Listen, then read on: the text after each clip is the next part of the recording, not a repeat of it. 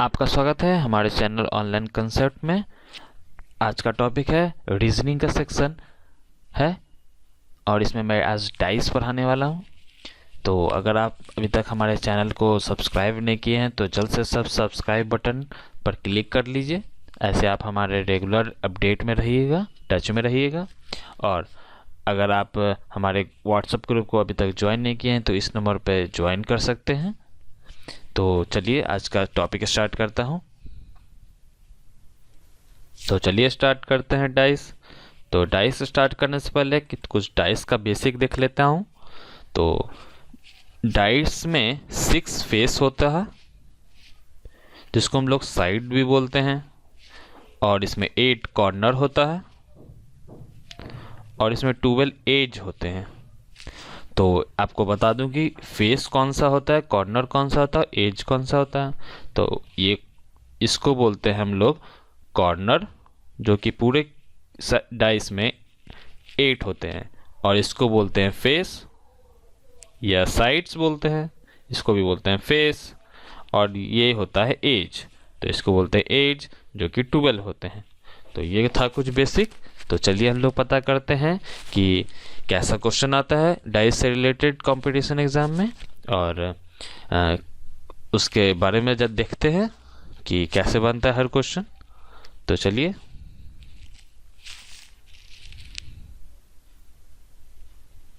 तो पहले बता दूं कि इस वीडियो में मैं सबसे पहले आपको क्या बताने वाला हूँ इसके बारे में थोड़ा बता देता हूँ, थोड़ी सी जानकारी।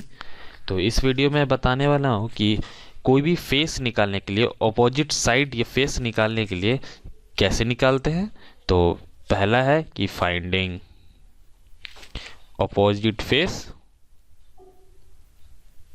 या साइड्स, और दूसरा है कि क्वेश्चन रिलेटेड टू मैं देखूंगा अनफोल्ड डाइस, जैसे कोई भी डाइस को कैसे अनफोल्ड किया जाता है वो देखूंगा, उसके रिलेटेड क्वेश्चन देखूंगा। तो दूसरा है अनफोल्ड डाइस,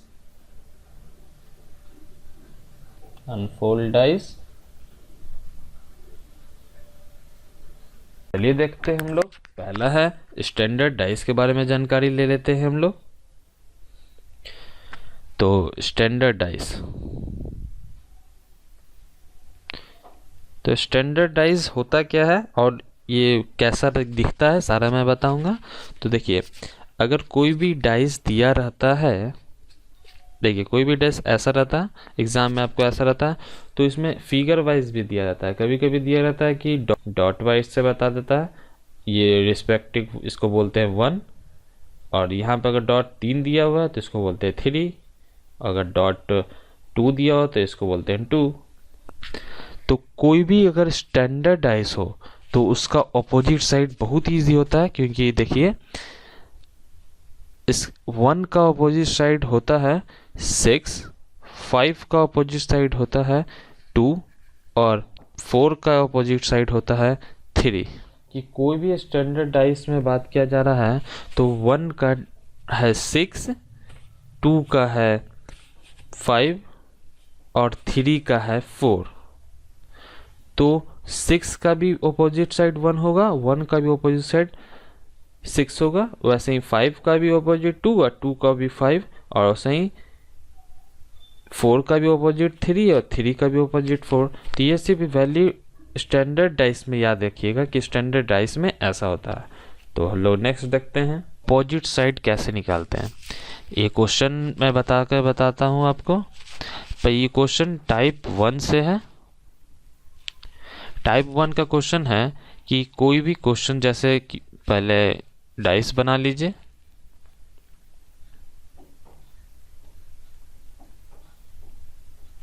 आपके एग्जाम में ऐसे ही क्वेश्चन आता है। तो क्वेश्चन है कि इसका 3, 6 और 2 दिया हुआ है, और यहाँ पे 3, 5 और 6 दिया हुआ है। तो क्वेश्चन पूछता है कि 2 के ऑपोजिट कौन सा है। तो हम लोग आराम से तो बता नहीं पाते हैं। तो ये क्वेश्चन टाइप 1 है। तो इसमें देखिए, अगर कोई भी दो डिजिट 2 डाइस में इक्वल है, जैसे यहाँ पे 2 और 6 इक्वल है, तो अगर 2 डिजिट अगर आपस में इक्वल होगा तो हम लोग ऐसे उसको कन्वर्ट कर लेंगे। तो 2 डिजिट जो इक्वल है उसको ऐसे रख लीजिए 3 और यहाँ पे 6, ये 6 या 3 कोई भी रख सकते हैं।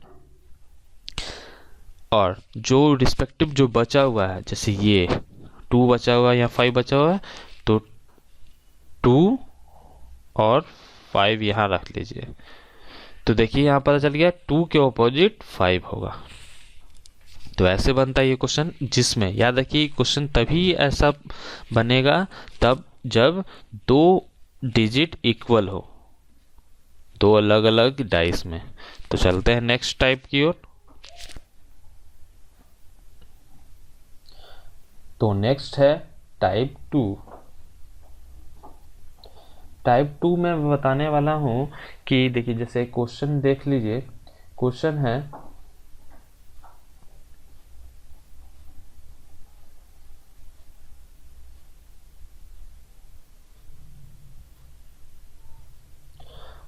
है यहाँ पे 5 है पहला डाइस में, दूसरा 1, यहाँ पे 2, यहाँ पे 6, 2, 3।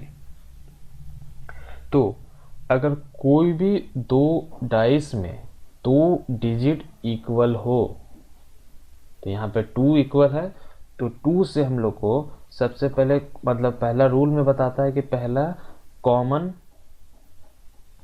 को डिजिट को निकालिए। तो कॉमन डिजिट यहाँ पे 2 है।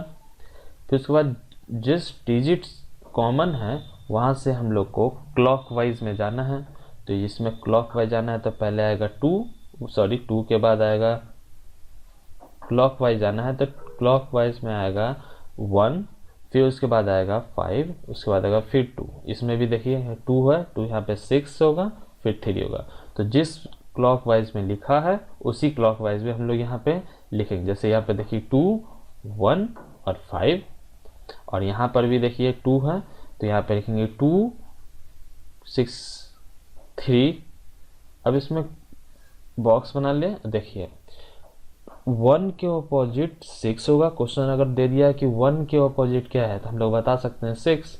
अगर क्वेश्चन दे दिया कि 5 के ऑपोजिट क्या है तो आपको आंसर बता देंगे 3, 5 का ऑपोजिट। लेकिन पूछ दे क्वेश्चन, अगर क्वेश्चन पूछ दे कि 2 के ऑपोजिट क्या है, तो देखिए हम लोग को जैसे पता है कि एक क्यूब में या डाइस में 6 साइड्स होते हैं, तो हर साइड्स में 1, 2, 3, 4, 5, 6 होते हैं। तो हम लोग यहाँ पे 1 आ गया, 3 आ गया, 5 आ गया, 6 आ गया, 2 तो आ ही गया, तो बचा कौन सा 4 नहीं आया। तो 2 के ऑपोजिट कौन सा होगा 4। तो ये था टाइप 2। इसके रिलेटेड हर क्वेश्चन आपको बन जाएगा, जितने भी एसएससी या बैंक में क्वेश्चन बनते हैं। तो चलिए हम लोग नेक्स्ट देखते हैं। तो चलिए हम लोग देखते हैं टाइप 3। इस टाइप का क्वेश्चन ज़्यादातर बैंक के एग्जाम में पूछे जाते हैं, तो ये बहुत ज़्यादा इम्पोर्टेंट है। तो देखिए क्वेश्चन है 2 डाइस है, 2 डाइस में तो नंबर पूरा दोनों नज़र आ रहा है लेकिन तीसरा में नहीं आ रहा है, तो ये क्वेश्चन मार्क है। तो इसी को फाइंड आउट करना है। तो हम लोग कैसे निकालेंगे? तो इसको निकालने के लिए इस पूरा क्यूब को एक अनफोल्ड मेथड होता है जिसको हम लोग बताने वाले हैं। पहले आपको बताता हूँ कि क्वेश्चन सॉल्व कैसे करते हैं इसको। तो सॉल्व करने के लिए हम लोग को एक ऐसा फिगर बना लेना पड़ता है, और इसमें देखिए इसमें 6 स्पेस हैं, 1 2 3 4 5 6। तो 6 स्पेस में इसमें 6 डिजिट का नंबर रखेंगे। मतलब क्यूब को अनफोल्ड कर रहा हूँ तो 6 प्लेस तो हो गए। तो देखिए 6 प्लेस को मैं तो कर लेता हूँ तुरंत, क्योंकि इसके बाद मैं बताने वाला कैसे करते हैं, तो आप भी कर पाएंगे, तुरंत कर पाएंगे, इसको जल्दी से जल्दी बना पाएंगे। 5 होता है, 1 होता है, और हम लोग स्ट्रेट वे में बात करते हैं, और स्ट्रेट वे में अल्टरनेट वाला उसका अपोजिट हो जाता है। तो 6 का अपोजिट 4 होता है, 5 का अपोजिट 1 होता है, और 3 का अपोजिट 2 होता है। 6 का अपोजिट 4 होता है, 5 का अपोजिट 1 होता है, और 3 का अपोजिट 2 होता है। वैसे ही 4 का अपोजिट 6 होता है, 1 का अपोजिट 5 होता है, 2 का अपोजिट 3 होता है। तो आप सोचेंगे इतनी जल्दी कैसे क्वेश्चन बना लिया, तो इसका मैं आपको ट्रिक्स भी बताता हूँ। तो चलिए पहले देखते हैं हम लोग कि कैसे इसको कोई भी क्यूब को अनफोल्ड कैसे करते हैं। तो अनफोल्ड करने के लिए जो मैंने प्रीवियस क्वेश्चन लिया था उसी पर उसको फिर से मैं देख कर बताता हूँ, एक्सप्लेन अच्छा से करता हूँ। देखिए 3 क्यूब है, तो ये सेम क्वेश्चन है जो मैंने पहले बहुत ही जल्दी सॉल्व कर ली थी। तो आप कैसे सॉल्व करेंगे इसको, तो उसको हम लोग अच्छे से एक्सप्लेन कर बताते हैं। तो ये देखिए कोई भी क्यूब को अनफोल्ड करने के लिए आपको, तो पहले मैंने बताया था कि एक फिगर बना लीजिए। एक फिगर बना लिया जिसमें 6 स्पेस रखे हुए हैं, 6 स्पेस रखे हुए हैं। तो देखिए पहले आपको खोजना है इसमें कि कॉमन नंबर कौन सा है। तो कॉमन नंबर इसमें 3, तो 3 आ गया। तो पहले 3 को सेंटर में रख लीजिए। तो 3 को सेंटर में रख लिए। 3 को सेंटर रखने के बाद इसमें देखिए अगर 3 यहाँ पे है तो इसका एंटी क्लॉकवाइज फॉर्म में देखना है। तो एंटी क्लॉकवाइज में फॉर्म में कैसे होगा, 3 के बाद 1 हो जाएगा, 1 के बाद 6 हो जाएगा, 6 के बाद फिर 3, और इस डाइस में 3 के बाद 5 हो जाएगा, 5 के बाद 4 हो जाएगा, 4 के बाद 3 हो जाएगा। तो इस दोनों डाइस में पहले चेक करना है। तो इस दोनों डाइस में देख लिए। तो पहला डाइस को देख लेते हैं हम लोग कि इसमें फिल कैसे करेंगे। तो देखिए 3 इसका सेंटर है और इसका बोल रहा है एंटी क्लॉकवाइज जाने के लिए। तो इसके बाद आ जाएगा 1, 1 के बाद 6। तो इसमें भी हम लोग एंटी क्लॉकवाइज में फॉर्म में जाएंगे।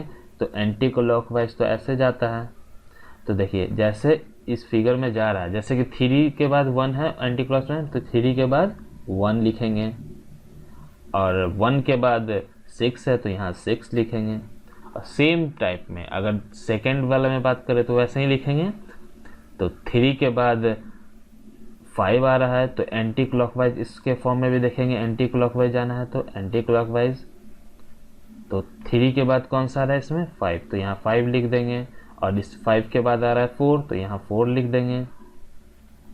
तो हम लोग 5 डिजिट को भर चुके हैं। तो आपको तो 6 डिजिट आराम से भर सकते हैं, क्योंकि जो बचा हुआ 6 डिजिट ही होते हैं इसमें डाइस पे। तो लास्ट डिजिट बचा हुआ है 2, तो यहाँ पर 2 लिख देंगे।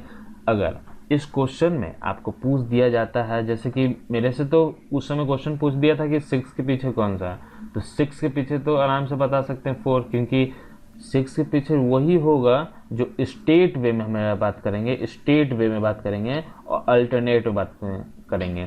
तो 5 का पूछ देगा तो हो जाएगा 1, 3 का पूछ देगा तो बोल देंगे हम लोग 2। लेकिन हम लोग कभी भी ऐसे नहीं जाएंगे, ये स्टेट नहीं होता है, स्टेट होता है सिर्फ ऐसे। तो हम लोग 6, 3 और 4 के पैटर्न में चलेंगे, ना कि 3, 4 और 1 या 5 के पैटर्न में चलेंगे, वो गलत होगा। हमें स्टेट वे में बात करना है। तो हर किसी को हम लोग अपोजिट निकाल सकते हैं। तो ऐसे क्वेश्चन होते हैं। तो आई होप आपको समझ में आ गए होंगे। तो अगर आपको अच्छा लगा हमारे वीडियो को तो आप शेयर करना ना भूलें, और हमारे व्हाट्सएप ग्रुप को ज़रूर ज्वाइन कर लें। और वीडियोस देखने के लिए आप डिस्क्रिप्शन बॉक्स में हमारे लिंक डाले हुए हैं, HCF, LCM और नंबर सिस्टम का और भी पार्ट्स हैं जो मैंने उसमें बना के डाला हुआ हूँ। तो आप देख सकते हैं उसको, और हमारे चैनल को सब्सक्राइब करना ना भूलें। Thank you.